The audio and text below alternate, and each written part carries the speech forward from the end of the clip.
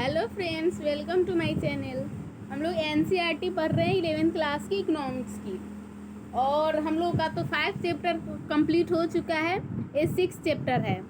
अगर आपने नहीं देखी, नहीं पढ़े हुए हैं 5 चैप्टर तक, तो आप प्लेलिस्ट में जाकर या वीडियोज़ में वीडियो होंगे तो आप देख सकते हैं और हमारे साथ आप इस बुक को कंप्लीट कर सकते हैं। थैंक यू, और हमारे साथ पढ़ते रहिए। ग्रामीण विकास, इसमें देखेंगे गाँव में विकास कैसे होता है, ग्रामीण विकास का क्या मतलब उसका मुद्दा क्या होता है। महत्वपूर्ण मुद्दे पर हम लोग बातचीत करेंगे और इस अध्याय को समझने की कोशिश करेंगे अच्छे से। इस अध्याय को पढ़ने के बाद हम लोग को ना ग्रामीण विकास, उससे महत्वपूर्ण मुद्दे को समझ सकेंगे। मतलब गाँव में विकास कैसा होना चाहिए और कौन सी वैसी चीज़ें होनी चाहिए जो गांव में विकास में योगदान दे सकती है। और ग्रामीण भारत का विकास भारत के सर्वांगीण विकास की दृष्टि से क्यों महत्वपूर्ण है। मतलब गांव का विकास हमारे देश में क्यों महत्वपूर्ण है। सब कोई बोलता है गांव का विकास होगा तभी देश का विकास होगा, तो हम देखेंगे क्यों है। और ग्रामीण विकास के साख और विपणन की महत्वपूर्ण भूमिका को समझेंगे। आजीविका के अस्थायित्व के लिए उत्पादक गतिविधियों में विविधता के महत्व को समझेंगे। मतलब रोजगार आजीविका के लिए जो यहाँ पर विविधता है उसको भी समझने की कोशिश करेंगे। आधारणीय विकास में जैविक कृषि जो होता है उनको भी समझने की कोशिश करेंगे कि आज लोग कैसे मतलब रासायनिक बीज खाद का उपयोग करके इतना मतलब कृषि किया जाता है, जैविक रूप से कैसे कृषि किया जाए और उसकी क्या उपयोगिता होती है और कैसे वो पर्यावरण को हित देती है, पर्यावरण के लिए हितकारी है। मिट्टी की जुताई करने वाले अधिकार के साथ जीते हैं, श्रृंखला के शेष लोग तो आश्रय की रोटी खाते हैं।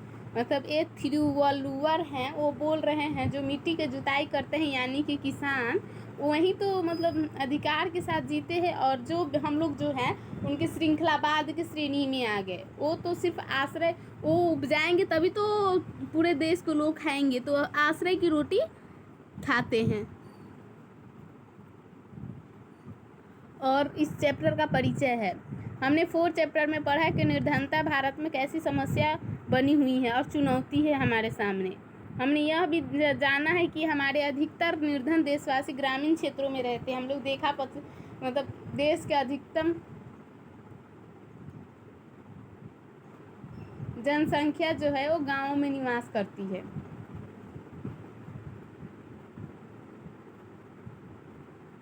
और उन्हें भी जीवन की मूलभूत आवश्यकताएं भी सुलभ नहीं हो पाती। गांव में निवास करती है, निर्धनता इतनी रहती है कि जो मूलभूत आवश्यकताएं होती है वो भी उपलब्ध आसानी से नहीं मिल पाता। और ग्रामीण क्षेत्रों में कृषि भी मेन आजीविका का आधार होता है। महात्मा गांधी ने एक कहा था, जो थे ना हमारे राष्ट्रपिता महात्मा गांधी, तो उन्होंने कहा कि हमारे देश को विकास करना है तो पहले हमें ग्रामीण भारत का विकास करना होगा। भारत में अगर वास्तविक प्रगति का तात्पर्य शहरी औद्योगिक केंद्रों के, मतलब उनका कहना था कि शहरों के औद्योगिक केंद्रों के विकास से देश का विकास नहीं हो सकता। और उन्होंने गांव के विकास को कहा, गांव के विकास से देश की प्रगति हो सकती है। ग्रामीण विकास ही राष्ट्रीय विकास का केंद्र है। गांव का विकास करेंगे तो राष्ट्र का भी विकास होगा। और हम चारों ओर बड़े उद्योगों तथा सूचना प्रौद्योगिकी केंद्रों से लैस शहरों को प्रगति करते हुए देखते हैं। मतलब अभी देख रहे हैं हमारे शहरों में सूचना प्रौद्योगिकी, औद्योगिकरण बहुत तेज़ी से बढ़ रही है, फिर भी हम लोग गाँव को कितना महत्व क्यों देते हैं, तो देखते हैं। इसका उत्तर आज भी 2/3 जनसंख्या, मतलब ये इसका उत्तर ये है कि हमारी देश की अधिकतर जनसंख्या जो है गाँव में निवास करती है और गाँव का मुख्य आजीविका होता है कृषि। तो कृषि में सुधार, कृषि में रोजगार, हर चीज़ में गाँव का विकास होगा तभी देश का विकास होगा, क्योंकि आधे से अधिक जनसंख्या तो गाँव में निवास करती है, 1/4 जनसंख्या। यदि भारत की वास्तविक उन्नति चाहते हैं तो हमें विकसित ग्रामीण भारत का निर्माण करना होगा।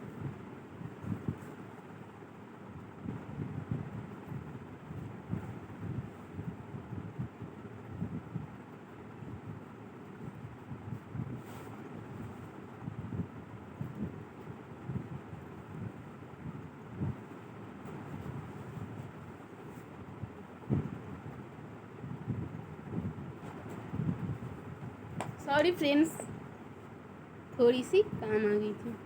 तो हम देखते हैं गाँव का विकास सब कोई क्यों बोल रहा है, शहरों में इतनी तो सूचना प्रौद्योगिकी, शहरों में इतनी औद्योगिकरण बढ़ रहा है, फिर भी क्या ज़रूरत है, गाँव के लोग क्यों गाँव के बारे में सोचते हैं। तो इसका एक ही उत्तर है कि हमारे देश की अधिकतम जो जनसंख्या रहती है वो गाँव में ही निवास करती है, और हमें अगर राष्ट्र की विकास करना है तो पहले गाँव में विकास करना होगा, तभी हम विकसित ग्रामीण भारत का निर्माण करना होगा। ग्रामीण विकास से क्या तात्पर्य है? ग्रामीण विकास आखिर है क्या, ये तो हम लोग देख लिए। राष्ट्र की विकास करना है तो गाँव में का विकास करना होगा। हमारी देश की अधिकतर जनसंख्या 1/4 जनसंख्या गाँव में निवास करती है, तो कैसे किया जाए, आखिर है क्या ग्रामीण विकास, वो क्या चीज़ें हैं जो गाँव में विकास ला सकती है। तो ग्रामीण विकास का व्यापक शब्द है कि मूलतः ग्रामीण अर्थव्यवस्था उन घटकों के विकास पर केंद्रित करने पर बल देता है जो ग्रामीण अर्थव्यवस्था के सर्वांगीण विकास में पिछड़ गए हैं। जो है हमारे गांव अर्थव्यवस्था में जो जितना मतलब उन लोगों को आगे बढ़ना चाहिए वो उतना सब पिछड़ गए हैं, तो गाँव का विकास करना ज़रूरी है। और इस प्रकार मानव संसाधनों का विकास जिसमें निम्नलिखित सम्मिलित है: साक्षरता लाना है, विशेषकर नारी साक्षरता, शिक्षा और कौशल का विकास करना है, स्वास्थ्य का विकास करना है, स्वस्थता और जन स्वास्थ्य दोनों शामिल है, भूमि सुधार लाना है।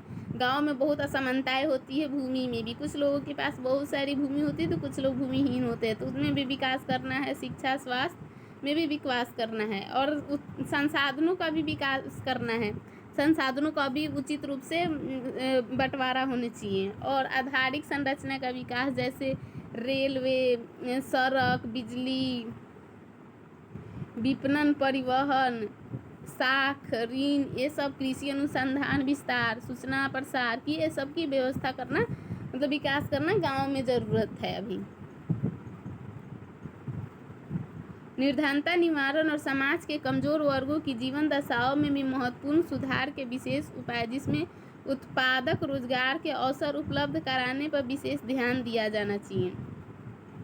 ऐसा विकास किया जाना चाहिए जिससे अधिक से अधिक रोजगार का सृजन हो सके और अधिक से अधिक लोग रोजगार प्राप्त कर सके। और इसका अर्थ होगा कि ग्रामीण क्षेत्रों में लोगों को कृषि और गैर कृषि गतिविधियों में संलग्न हैं, उन्हें उत्पादकता बढ़ाने में विशेष सहायता देनी होगी। मतलब जो कृषि में संलग्न है और गैर कृषि कार्यों में उनको उत्पादकता बढ़ाने के लिए सहायता देनी होगी। और गैर कृषि उत्पादक क्रियाकलापों जैसे खाद्य प्रसंस्करण, फूड प्रोसेसिंग इंडस्ट्री लगाना होगा, स्वास्थ्य सुविधाओं का विकास करना होगा, स्वच्छता उपलब्ध कराना होगा, घर उपलब्ध कराना होगा, और सबको तभी ग्रामीण विकास हो सकता है। शिक्षा, स्वास्थ्य, कृषि, फूड प्रोसेसिंग, ये सब लगाना होगा। हमने पिछले अध्याय में देखा था कि जीडीपी होता है सकल घरेलू उत्पाद, उसमें कृषि में बहुत कम योगदान होता है।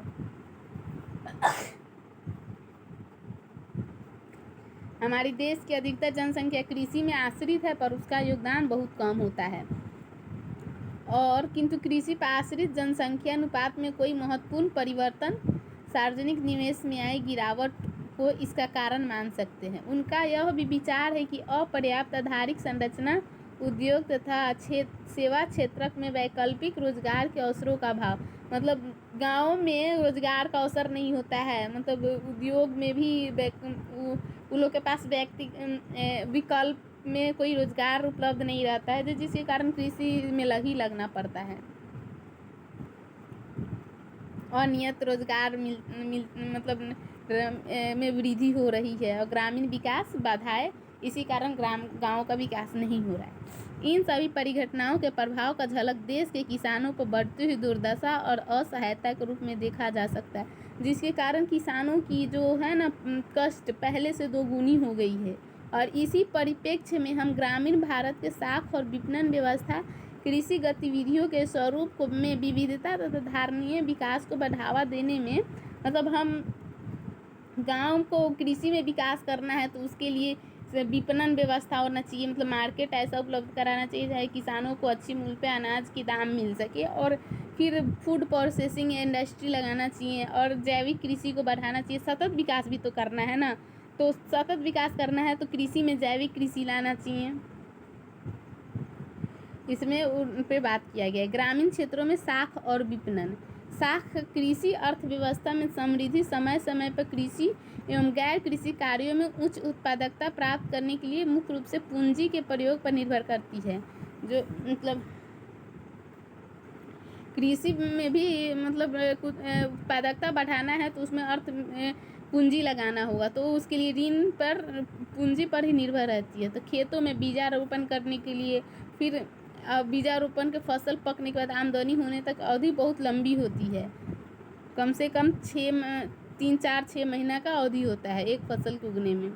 इसी कारण किसानों को बीज, उर्वरक, औजार आदि खरीदने में पैसे की ज़रूरत होती है, तो उनके लिए ऋण उनको लेना पड़ता है। यही नहीं, अपने परिवार के खर्च के लिए, पारिवारिक निर्वाह खर्च और शादी, मृत्यु तथा धार्मिक अनुष्ठानों के लिए भी कर्ज का आसरा रहता है।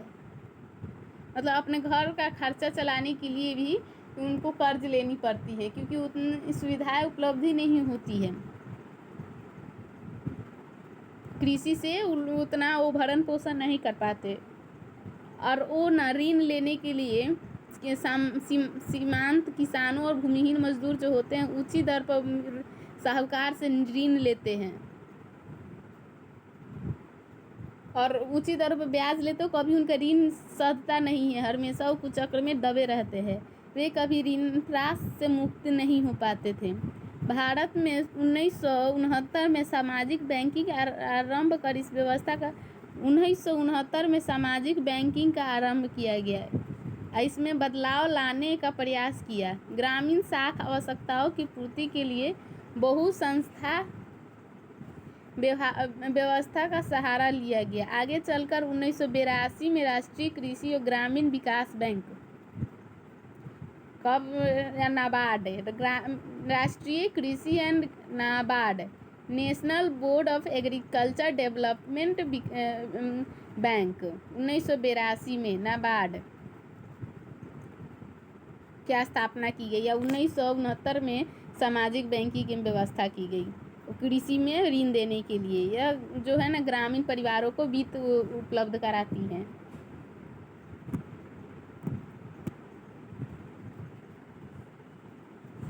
हरित क्रांति ने ग्रामीण साख तथा भूमि विकास बैंक सम्मिलित है। ये सस्ती ब्याज दरों पर पर्याप्त ऋण की पूर्ति करना चाहती है। सस्ती दरों पे नाबार्ड है, वो किसानों की ऋण उपलब्ध कराती है। हाल ही में औपचारिक साख व्यवस्था में रह गई कमियों के दूर करते हुए स्वयं सहायता समूह SHG सेल्फ हेल्प ग्रुप का भी ग्रामीण साख व्यवस्था में प्रादुर्भाव हुआ है, उनका भी योगदान बढ़ा है। और औपचारिक साख व्यवस्था के केवल अपर्याप्त थी, लेकिन ग्रामीण सामाजिक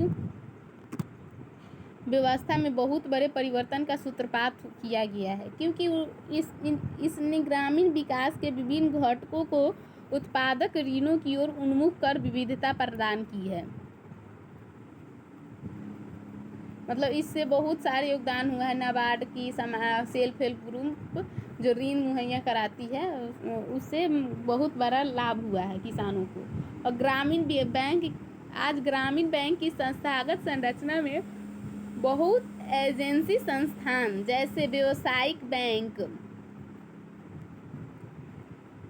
क्षेत्रीय ग्रामीण bank RRB, regional rural bank, सहकारी तथा सामुदायिक बैंक भी पूरी तरह समन्वित साबित हुई है। ये लोग भी अपने योगदान देते हैं।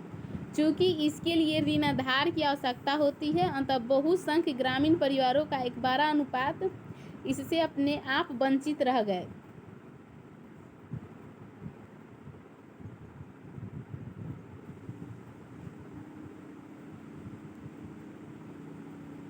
और प्रत्येक सदस्य में न्यूनतम अंशदान द्वारा सदस्यों का कम अनुपात में मितव्ययिता का भावना बढ़ाता है।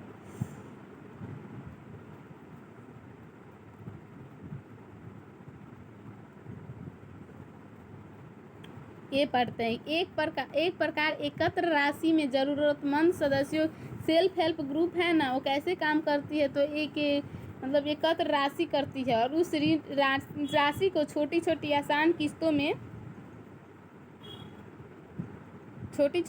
किस्तों में लौटाई जाती है और ब्याज की दर भी मतलब उचित रखा जाता है। मई 2019 में 54 लाख महिला स्वयं सहायता समूह SHG 2019 में 54 लाख महिला 54 lakh main self help group में 6 करोड़ महिला सदस्य है और 10,000 से 15,000 रुपये मतलब रुपये प्रति सेल्फ हेल्प ग्रुप और इसके अतिरिक्त 2.8 लाख प्रति सेल्फ हेल्प ग्रुप को परिक्रमी निधि के रूप में सामुदायिक निवेश सहायता कोष का सृजन किया है, जिसके फलस्वरूप आय सृजन हेतु महिला सदस्य स्वरोजगार मतलब सेल्फ हेल्प ग्रुप पर लोन लेती है और फिर अपने सदस्यों को जो सेल्फ हेल्प ग्रुप के मेंबर होते हैं उन लोगों को उचित ब्याज पर ऋण उपलब्ध कराते हैं और ये चक्र चलता रहता है और इस प्रकार महिलाएं रोजगार प्राप्त करने में सक्षम हो पाई है। इस प्रकार साख उपलब्धता को अति लघु साख कार्यक्रम भी कहा जाता है। इस प्रकार से स्वयं सहायता समूह ने महिलाओं का सशक्तिकरण किया। इम्पावरमेंट मतलब उन लोग को अपने पैर में खड़ा होना, अपने से आमदनी हो गया तो अपने से आय आ रही है तो वो सशक्तिकरण, महिलाओं का भी सशक्तिकरण हुआ। इन ऋण सुविधाओं का प्रयोग किसी न किसी प्रकार के उपभोग के लिए ही हो रहा है। कर्जदार उत्पादन उद्देश्य के लिए व्यय क्यों नहीं करते?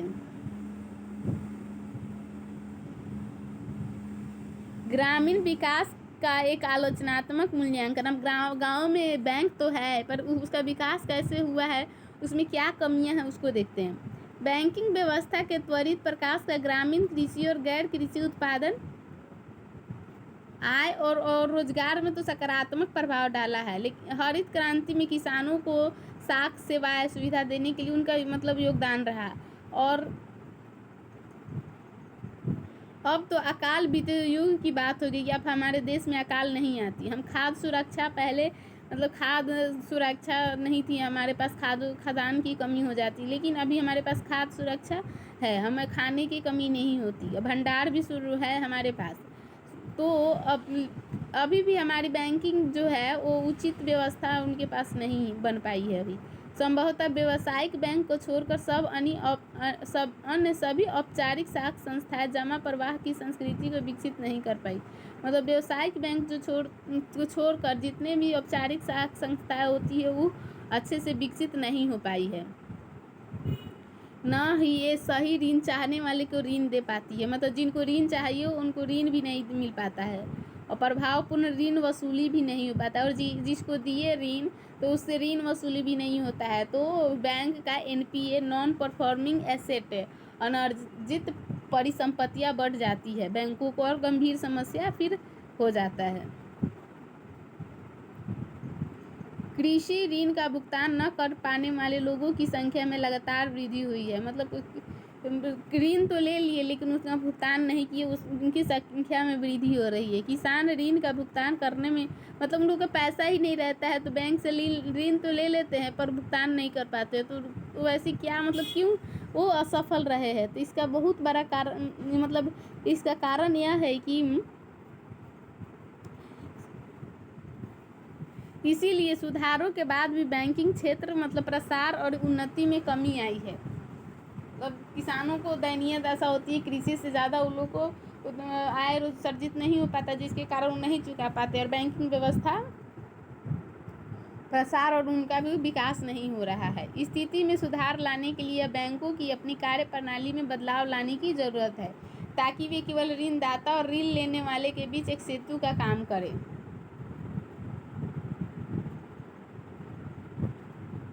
उन्हें किसानों को मित व्ययिता के बारे में भी बताना चाहिए जिससे वे अपने वित्तीय स्रोतों का कुशलतम प्रयोग करें। उन लोगों को मतलब अच्छी जानकारी भी होनी चाहिए बैंकिंग व्यवस्था का, तो अच्छा से उपयोग करेंगे। जिससे देश भर में उत्पादित कृषि पदार्थों का संग्रह मतलब उन लोगों को भी पता होना चाहिए कृषि पदार्थों का संग्रह, भंडारण, प्रसंस्करण, परिवहन, बैंकिंग, वर्गीकरण और वितरण किया जाता है। स्वतंत्रता पूर्व व्यापारियों ने अपना उत्पादन बेचते समय किसानों को तोल में हेरा फेरी तथा खातों में गड़बड़ी का सामना करना पड़ता था। मतलब स्वतंत्रता मिलने से पहले किसानों को बहुत का मतलब झेलना पड़ता था। तौलने में भी हेरा फेरी होता था और बेचते समय भी उचित दाम नहीं मिल पाता था।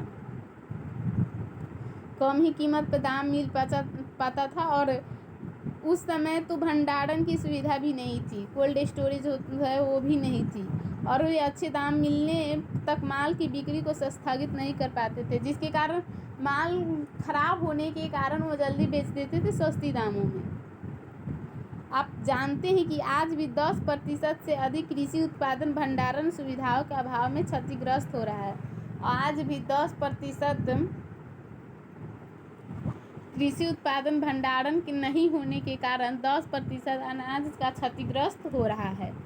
इसलिए सरकार को निजी व्यापारियों को नियंत्रित करने के लिए बाजार में हस्तक्षेप को बाध्य होना पड़ा है।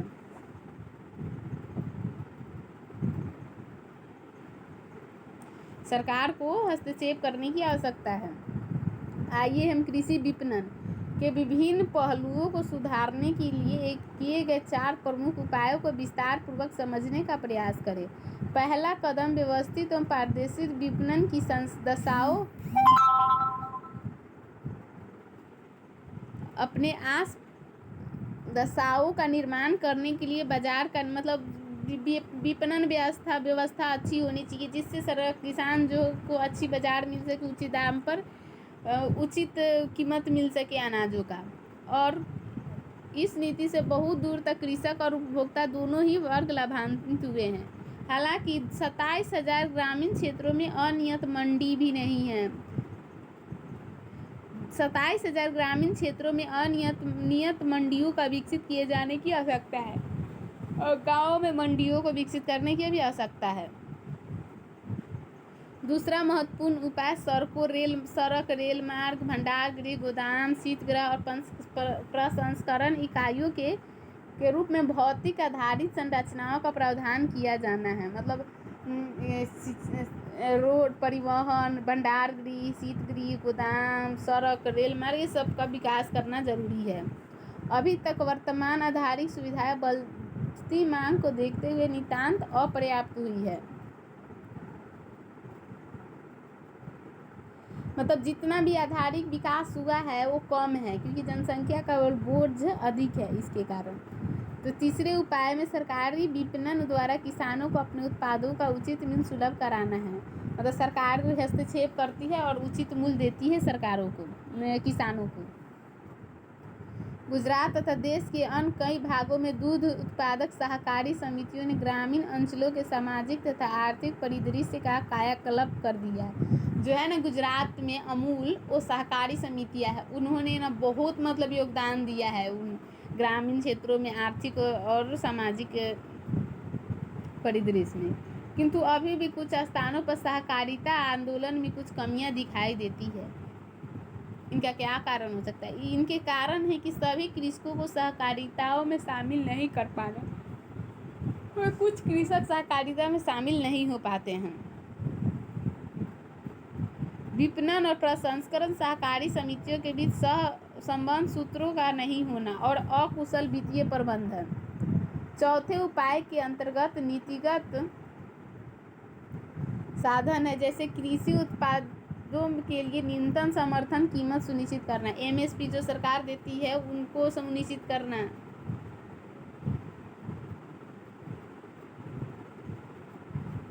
और भारतीय खाद्य निगम द्वारा गेहूं और चावल के सुरक्षित भंडार की रखरखाव और सार्वजनिक वितरण प्रणाली जो होती है पीडीएस सिस्टम, उनका भी अच्छे से विकास करना। गेहूं चावल का सुरक्षित भंडार विकसित करना,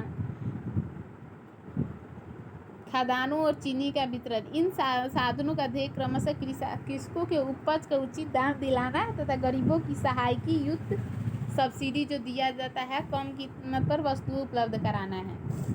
बीडीएस जो देती है सरकार, वो एक तरफ से सब्सिडी होती है जो कम कीमत पर सबको भोजन उपलब्ध कराती है। ये आपकी सरकार है। इन सभी प्रयासों के बाद भी आज तक कृषि मंडियों पर निजी व्यापारियों, साहूकारों ग्रामीण राजनीतिक सामंतों, बड़े व्यापारी तथा अमीर किसान, मतलब इतना होते हुए भी अभी भी गाँव में कृषि जो होते हैं साहूकार व्यापारी, उन लोग का वर्चस्व बना है। इसके लिए ज़रूरी है कि किसान मतलब सरकार उसमें हमसे हस्तक्षेप करे, खासकर जब कृषि का बड़ा हिस्सा मतलब निजी क्षेत्रों का नियंत्रण होता है। सरकारी संस्थाएं और सहकारिताएं सकल कृषि उत्पादन में मात्र 10% अंश का आदान प्रदान में सफल हो पा रही हैं। शेष अभी भी निजी व्यापारियों के हाथ में है। सरकार का 10% ही मतलब कृषि में योगदान दे रही है, नहीं तो निजी व्यापारियों के हाथ में रहती है।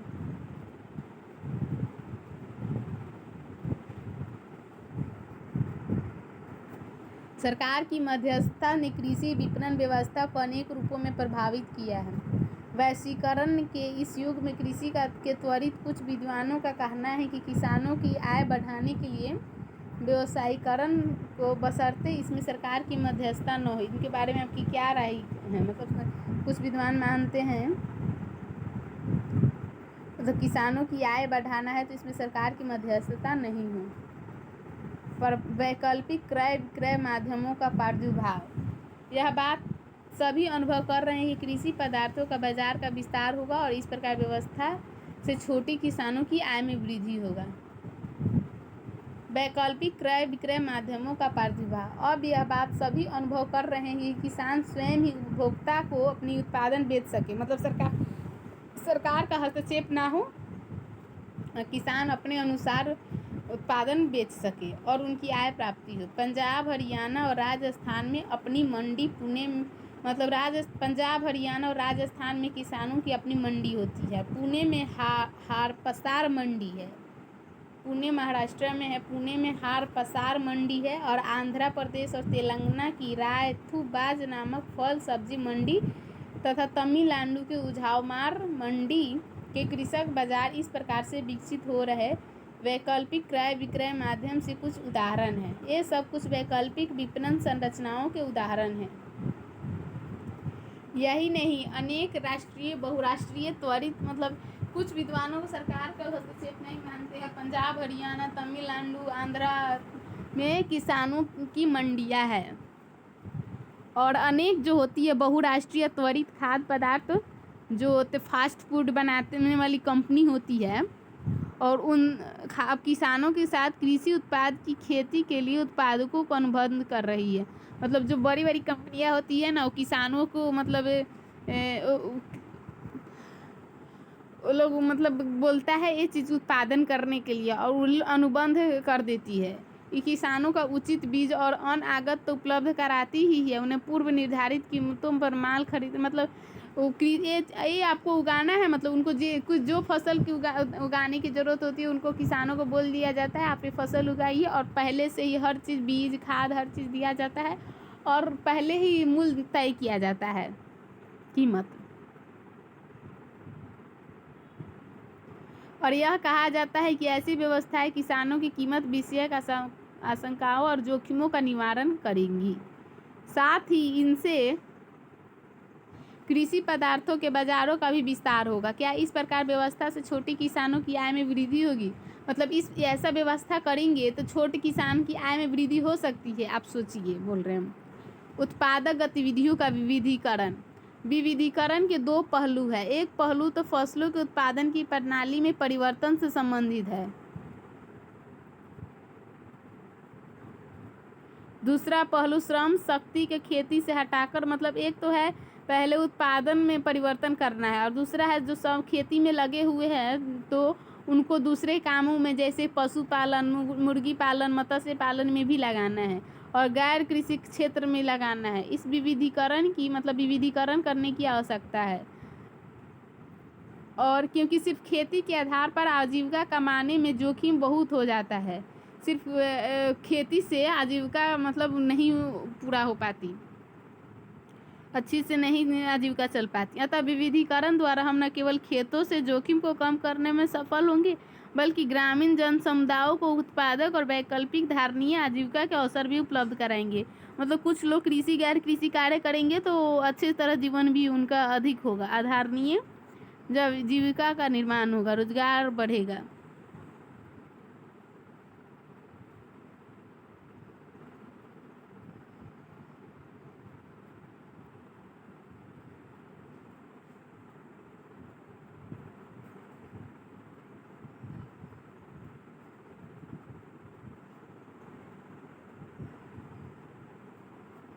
कृषि रोजगार खरीफ की फसल से जुड़ा होता है। मतलब जो कृषि रोजगार जो होता है ना, ज़्यादातर खरीफ के फसल से ही होता है। किंतु रबी की फसल मौसम में तो जहाँ पर्याप्त सिंचाई सुविधाएं नहीं है उन क्षेत्रों में लाभ नहीं हो पाता, रोजगार वहाँ पर नहीं मिलता है। अतः अन्य प्रकार की उत्पादक और लाभप्रद गतिविधियों में प्रसार के माध्यम से मतलब वो कृषि में रोजगार की मात्रा तो कम है, तो हम दूसरे चीज़ में अगर रोजगार ढूंढेंगे तो अच्छी तरह आजीविका मिल पाएगी, चलेगी। और ग्रामीण क्षेत्रों में नए धारणीय आजीविका विकल्पों का विकास हो रहा है।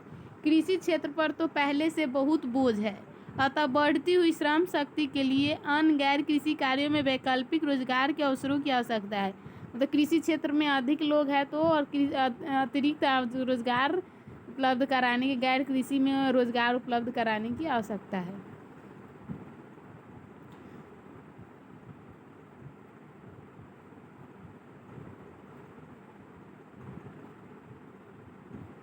गैर कृषि अर्थतंत्र में अनेक घटक होते हैं। कुछ घटक ऐसे होते हैं जो गतिशील अंतर संबंध होते हैं, उनमें स्वतः समृद्धि की संभावनाएं रहती है, लेकिन कुछ घटक तो निम्न उत्पादकता वाले निर्वाह की मात्रा की व्यवस्था कर पाते हैं। मतलब दो गैर कृषि में भी दो होता है, एक नियत रोजगार मिल पाएगा, एक मतलब कुछ थोड़ी दिन के लिए मिलेगा।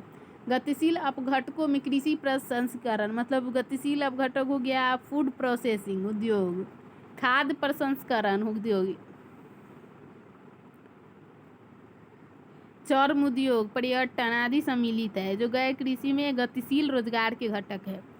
कुछ ऐसे क्षेत्रक भी है जिनमें संभावनाएं तो विद्यमान है पर जिनके लिए संरचनात्मक सुविधाएं तथा अन्य सहायक कार्यों का नितांत अभाव है।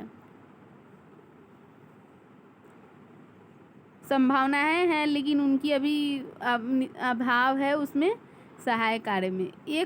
इस वर्ग में हम परंपरागत गृह उद्योगों को रख सकते हैं, जैसे मिट्टी का बर्तन बनाना, शिल्पकलाएं, हथकरघा,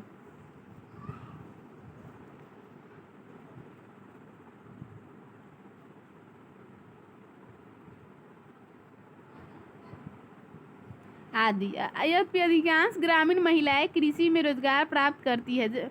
महिलाएं जो होती है गाँव की, वो ज़्यादातर कृषि से ही रोजगार प्राप्त करती है, जबकि पुरुष गैर कृषि रोजगार के तलाश में हैं। किंतु हाल के वर्षों में ग्रामीण महिलाएं भी गैर कृषि कार्यों की ओर अक्सर होने लगी है। पशुपालन के बारे में देखते हैं। गांव में किसान समुदाय प्रायः मिश्रित कृषि पशुधन व्यवस्था का अनुसरण करते हैं। मिश्रित कृषि वैसी कृषि होती है जिसमें पशुपालन के साथ कृषि किया जाता है, जिसमें गाय, भैंस, बकरियां, मुर्गी, बतख आदि बहुतायत में पाई जाने वाली प्रजातियां हैं। मवेशियों के पालन से परिवार की आय में अधिक स्थिरता आती है। साथ ही खाद्य सुरक्षा, परिवहन, ईंधन, पोषण आदि की व्यवस्था भी परिवार की अन्य खाद्य उत्पादक गतिविधियों में अवरोध के बिना प्राप्त हो जाती है। आज पशुपालन क्षेत्र देश के 7 करोड़ छोटे और सीमांत किसानों और भूमिहीन मजदूरों को आजीविका कमाने में वैकल्पिक साधन उपलब्ध करा रहे हैं। जो है ना, पशुपालन से 7 करोड़ छोटे और सीमांत किसानों को मतलब रोजगार दे रही है।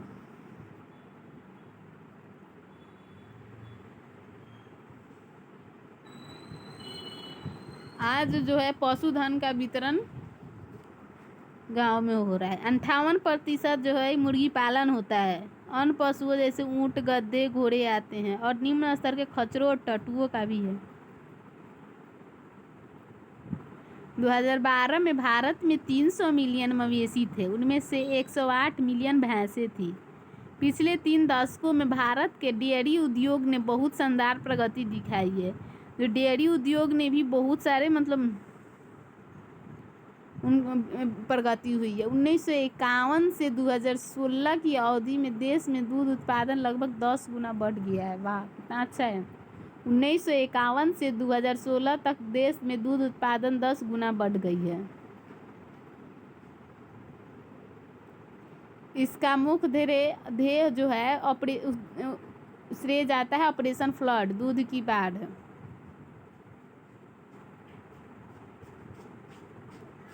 यह एक ऐसी प्रणाली है जिसके अंतर्गत सभी किसान अपना क्रय योग्य दूध एकत्रित करती है और उस गुणवत्ता के अनुसार प्रसंस्करण करते हैं, फिर उसे शहरी क्षेत्रों में सहकारिताओं के माध्यम से बेचा जाता है। मतलब बहुत सारे गाँव का दूध इकट्ठा करके उसको प्रसंस्करण करके और शहरों में बेचा जाता है। तो 1951 से 2016 तक ऑपरेशन फ्लड ऑपरेशन फ्लड के कारण 10 लाख गुना दूध उत्पादन हुआ है। जैसे गुजरात में हुआ था, मध्य प्रदेश, उत्तर प्रदेश, आंध्र प्रदेश, उत्तर प्रदेश, महाराष्ट्र, पंजाब, राजस्थान मुख्यतः दूध उत्पादक राज्य है। अब मांस, अंडे तथा ऊन भी आदि भी उत्पादन क्षेत्र में विविधीकरण की दृष्टि से महत्वपूर्ण सह उत्पाद सिद्ध हो रहे हैं। मत्स्य पालन के बारे में देखते हैं। तो पशुपालन के बारे में देखे थे। मत्स्य पालन, मछुआरों के समुदाय तो प्रत्येक जलागार को माँ की दाता मानते हैं। मतलब वो लोग न तालाब, कुएं, ये सबको माँ का दाता मानते हैं, क्योंकि वो लोग का रोजगार का सृजन करने वाला वही साधन होता है। सागर, महासागर, सरिताएं, झीलें, प्राकृतिक तालाब, प्रवाह आदि सभी जलागार मछुआरों के समाज के लिए निश्चित जीवन दीपक स्रोत बन जाते हैं। मतलब सागर, महासागर, झील, सरिताएं, प्राकृतिक तालाब मछुआरों के सामाजिक जीवन दीपक का काम करता है। भारत का जो बजट होता है उसमें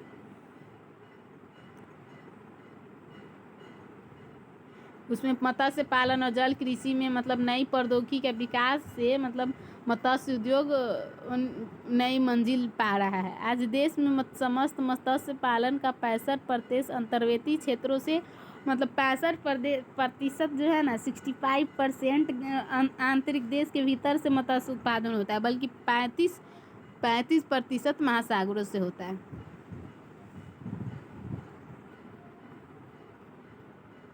यह मत्स्य उत्पादन सकल घरेलू उत्पाद का 0.9% है। मत्स्य उत्पादन के कारण सकल घरेलू उत्पाद में 0.9% है योगदान देती है। मत्स्य उत्पादकों के प्रमुख राज्य है पश्चिम बंगाल, केरला, मतलब जो तटीय प्रदेश होगा वहाँ पर ज़्यादा होती है। तो पहली है पश्चिम बंगाल, केरला, गुजरात, महाराष्ट्र, तमिलनाडु। मछुआरों के परिवारों का एक बड़ा हिस्सा निर्धन है। मछुआरों के जो होते हैं बहुत निर्धन होते हैं और उन्हें व्याप्त निम्न रोजगार, निम्न प्रति व्यक्ति आय, अन्य कारणों की ओर श्रम के प्रवाह का अभाव, उच्च निरक्षरता दर तथा गंभीर ऋणग्रस्तता इन मछुआरा समुदाय से आज जूझ रहे हैं। मतलब निर्धन के कारण ऋणग्रस्तता, निरक्षरता, अस्वास्थ्यता ये बनी रहती है। तो हम लोग निर्धनता के बारे में प्रीवियस चैप्टर में पढ़ चुके हैं, आप वीडियो देख लेना एक बार। और महिलाएं मछली पकड़ने का काम में लगी हुई है। 60% निर्यात और 40% आंतरिक मत्स्य व्यापार का संचालन उन्हीं के हाथों में है। मतलब 60% निर्यात और 40% आंतरिक मत्स्य व्यापार का संचालन महिलाएं ही करती है।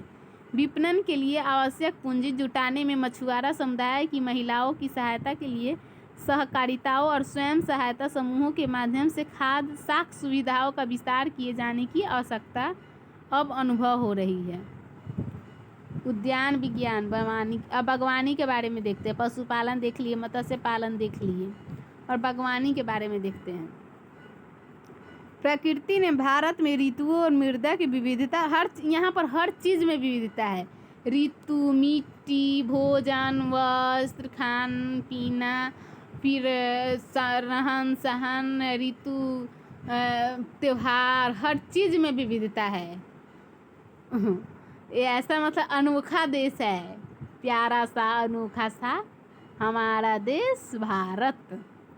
उसी के आधार पर भारत में अनेक प्रकार के बागान उत्पादकों को अपना लिया है।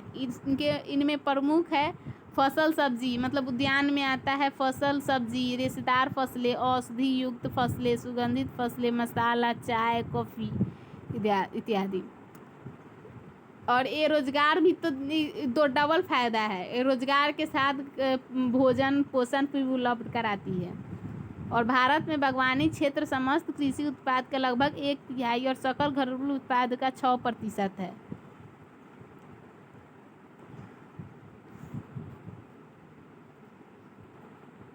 कृषि उत्पादक में 1/3 और सकल घरेलू उत्पादक में 6% योगदान देती है। भारत आम, केला, नारियल, काजू जैसे फलों और अनेक मसालों के उत्पादन में भी विश्व में अग्रणी माना जाता है। कुल मिलाकर फल सब्जियों के उत्पादन में भी हमारा विश्व का दूसरा स्थान है।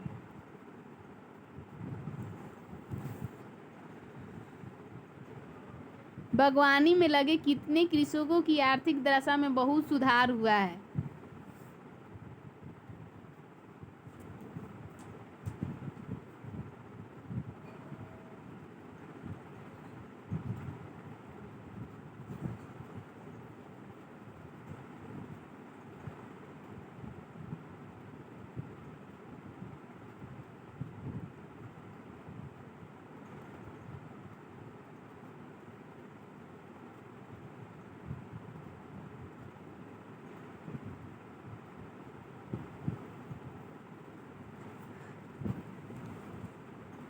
Sorry for disturb.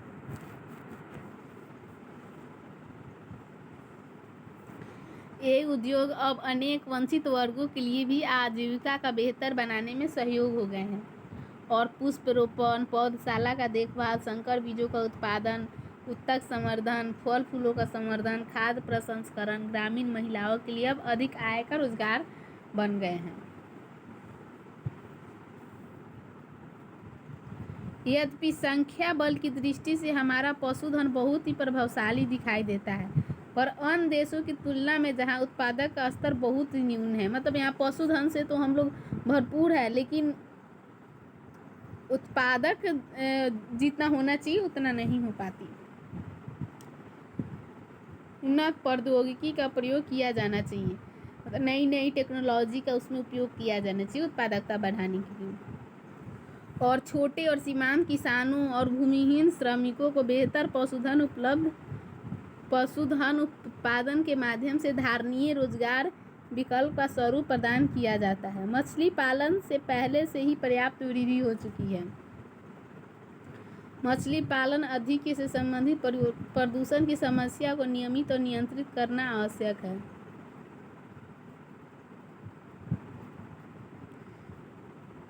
मछुआरा समुदाय का कल्याण कार्यों में इस प्रकार पुनर्रचना करनी होगी कि उनके लाभ दीर्घकालिक हो, लंबे समय तक उनको रोजगार मिले, अच्छी रोजगार मिले और दीर्घकालिक हो,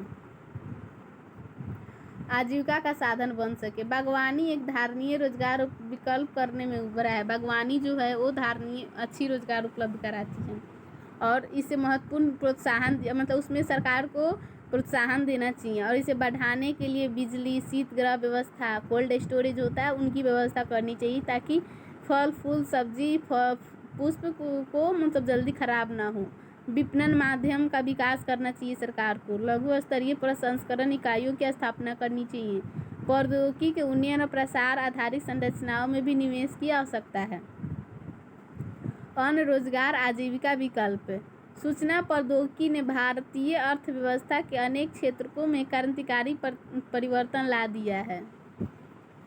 सूचना प्रौद्योगिकी ने भारतीय अर्थव्यवस्था में बहुत योगदान दे रहा है। इंफॉर्मेशन टेक्नोलॉजी और 21वीं सदी, अभी तो हम लोग 21वीं सदी में है ना, तो 21वीं शताब्दी में खाद्य सुरक्षा और धारणीय विकास में सूचना प्रौद्योगिकी निर्णायक योगदान दे सकती है।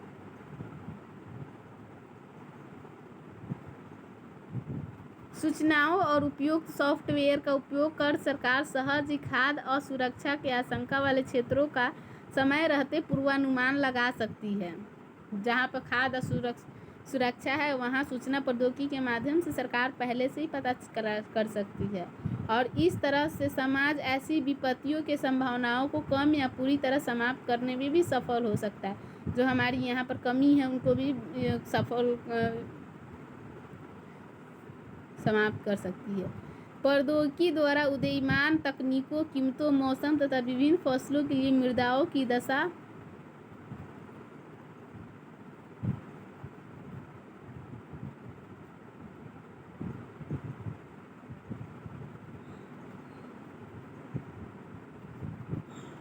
उपयुक्त की जानकारी का प्रसारण हो सकता है। आप अपने सूचना प्रौद्योगिकी कुछ भी नहीं बदल सकती, अपने आप में सूचना प्रौद्योगिकी कुछ भी नहीं बदल सकती, किंतु यह समाज के सृजनात्मक संभाव्यता और उनके ज्ञान संचय के यंत्र के रूप में काम कर सकते। मतलब कुछ सूचना प्रौद्योगिकी के माध्यम से ज्ञान संचय यंत्र में विकास कर सकती है। इसे ग्रामीण क्षेत्रों में बड़े स्तर पर रोजगार के अवसर उपलब्ध करा सकती है। सूचना प्रौद्योगिकी का ग्रामीण विकास के लिए हो रहा है उपयोग। धारणीय विकास और जैविक कृषि देखते हैं क्या है। कुछ वर्षों से रासायनिक उर्वरकों और कीटनाशकों के हमारे स्वास्थ्य पर हो रहे हानिकारक प्रभाव के विषय में जागरूकता का प्रसार हुआ है।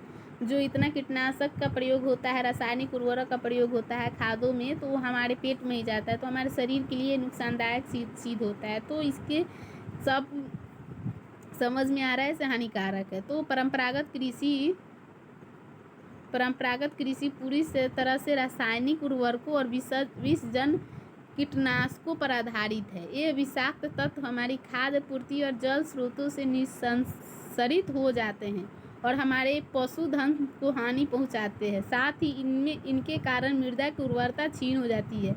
तो एक तो खाद्य पूर्ति में हम शरीर को हानि पहुंचाती है, मिट्टी को भी हानि पहुंचाती है, पशुधन को भी हानि पहुंचाती है, मृदा की उर्वरता क्षीण हो जाती है। मतलब इनसे बहुत हानि होती है। तो प्राकृतिक पर्यावरण का विनाश हो जाता है। अतः विकास की धारणीयता के लिए पर्यावरण मित्र प्रौद्योगिकी विकास का पर्याप्त अनिवार्य हो गए हैं। ऐसे ही एक प्रौद्योगिकी को जैविक कृषि कहा जाता है। जैविक कृषि वैसी कृषि होती है जिसमें पर्यावरणीय संतुलन को पुनः स्थापित करने और उनका संरक्षण और संवर्धन करती है। विश्व भर में सुरक्षित आहार की पूर्ति बढ़ाने के लिए जैविक विधा से उत्पादित खाद्य पदार्थों की मांग में वृद्धि हो रही है। अब जैविक कृषि पूरे देश में इनकी मांग में वृद्धि हो रही है। ये बाद में बॉक्स पढ़ेंगे हम लोग, पहले चैप्टर को ख़त्म करने के बाद। नहीं, अगर बॉक्स नहीं होगा तो 2-4 मिनट का वीडियो बनाएंगे बॉक्स का और उसको भी ख़त्म करेंगे। जो ये बॉक्स होता है एनसीईआरटी का, बहुत इम्पोर्टेंट होता है। जैविक कृषि के लाभ। जैविक कृषि महंगे आगंतुक संकर बीजों, रासायनिक उर्वरकों के स्थान पर स्थानीय रूप से बने जैविक आगतों के प्रयोग पर निर्भर होती है। ये आगत सस्ते रहते हैं और इसी कारण इन पर निवेश से प्रतिफल अधिक मिलता है। सस्ते होते हैं, पर्यावरण हितकारी होते हैं, स्वास्थ्य हितकारी होते हैं। विश्व बाजारों में जैविक कृषि उत्पादकों की मांग बढ़ी है और इसके निर्यात से आय में भी बढ़ोतरी हुई है। रसायन के स्थान पर जैविक विधि से उत्पादित भोजन से को लोग पोषक तत्व अधिक मिलते हैं। तो जैविक कृषि अधिक स्वास्थ्य उपलब्ध कराती है, भोजन उपलब्ध कराती है, क्योंकि जैविक कृषि के श्रम आगतों का प्रयोग परंपरागत कृषि की अपेक्षा अधिक होता है। अतः भारत जैसे देश में अधिक आकर्षक होगा। अतः ये उत्पादक विषाक्त रसायनों से मुक्त तथा पर्यावरण की दृष्टि से भी महत्वपूर्ण होते हैं और हितकारी होते हैं जैविक कृषि सभी के लिए। जैविक कृषि की लोकप्रियता के लिए नई विधियों का प्रयोग करने में किसानों को इच्छा शक्ति और जागरूकता आवश्यक है। जैविक कृषि संवर्धन के लिए उपयुक्त नीतियों के अभाव के साथ साथ उसके विपणन की भी समस्या पर भी ध्यान देने की आवश्यकता है। ये समस्याएं इस विधि को प्रोत्साहित देने में बाधक है। यह देखा गया है कि प्रारंभिक वर्षों में जैविक कृषि की उत्पादकता रासायनिक कृषि से कम रहती है, लेकिन जैविक कृषि तो इतना हितकारी है, लेकिन उनकी उत्पादकता जो रसायन से हम लोग पाते हैं उस ना जैविक कृषि से नहीं पाई जाती, कुछ कमियां भी है।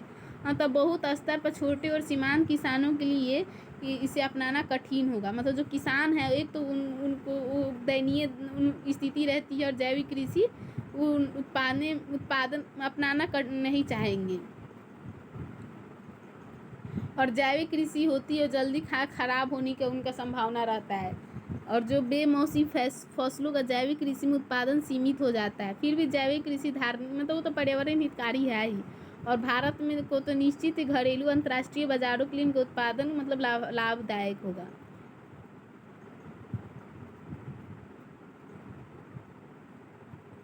अब चैप्टर का निष्कर्ष देखते हैं। एक बात तो स्पष्ट हो चुकी है कि जब तक कोई चमत्कारी परिवर्तन नहीं होगा ग्रामीण क्षेत्र में पिछड़ापन बना रहेगा। मतलब ग्रामीण क्षेत्रों में विकास लाना है तो कुछ चमत्कारिक परिवर्तन लाना होगा। आज ग्रामीण क्षेत्रों को अनेक प्रकार के उत्पादक कार्यों के उन्मुख कर मतलब अनेक उत्साह और स्फूर्ति का संचार करना आवश्यक है। यह कार्य हो सकता है डेयरी उद्योग, मुर्गी पालन, मत्स्य पालन, फल सब्जी उत्पादन, ग्रामीण क्षेत्रों केंद्रों और शहरी बाजारों के बीच सूत्रों मतलब संपर्क बढ़ाना, कृषि उत्पादन में निवेश को अधिक लाभ वर्जित करने के लिए निवेश करना, आधारिक संरचना जैसे शाख विपणन, कृषि सहित नीतियाँ, कृषक समुदाय और राज्य कृषि विभागों के बीच समन्वय, संवाद, समीक्षा क्षेत्र के पूर्ण क्षमता को पर्याप्त करने में सहायक है।